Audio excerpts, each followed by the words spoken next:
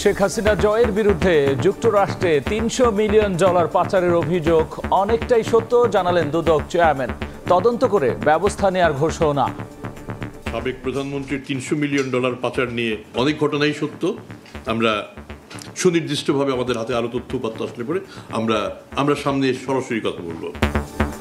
আওয়ামী লীগের পলাতক নেতাদের বিরুদ্ধেও ইন্টারপোলের রেড নোটিশ জারির পদক্ষেপ ট্রাইব্যুনালের। সরকারের কাছে আমরা তথ্যাদি প্রেরণ করেছি।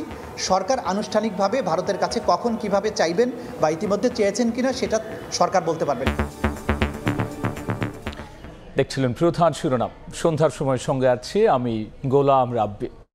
এবার অন্যান্য শীর্ষ সংবাদ। পতিত স্বৈরাচারের ষড়যন্ত্র সম্প্রীতি বিনষ্টের চেষ্টা প্রতিহতের ঘোষণা মির্জা ফখরুলের। পঞ্চগড়ে বিএনপির সমাবেশ। ভোটাধিকার ফিরিয়ে দিতে গ্রহণযোগ্য নির্বাচন দাবি। 7 দিনের মধ্যে আওয়ামী লীগের নিবন্ধন বাতিল না করলে সচিবালয় ঘেরাও কর্মসূচি ইনকিলাব মঞ্চের। গুপ্তহত্যা হামলা বন্ধে টাস্ক ফোর্স গঠন সহ 4 দফা দাবি বৈষম্য বিরোধীদের। ট্রেনি চিকিৎসকদের শাহবাগ অবরোধ। ভাতা বাড়ানোর আশ্বাসে বৃহস্পতিবার পর্যন্ত কর্মসূচি স্থগিত, চলবে কর্মবিরতি। দিনভর যানজটে চরম ভোগান্তি। পুলিশকে রাজনৈতিকভাবে ব্যবহার বন্ধ চায় বেশিরভাগ মানুষ।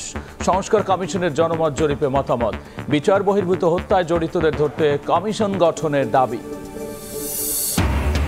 এবং রাজনৈতিক দলগুলো সদিচ্ছা ছাড়া গণমাধ্যমের টেকসই সংস্কার সম্ভব নয় মত জ্যেষ্ঠ সাংবাদিকদের। সুরক্ষা আইন ও ন্যূনতম বেতন কাঠামো চালুর সুপারিশ করবে কমিশন।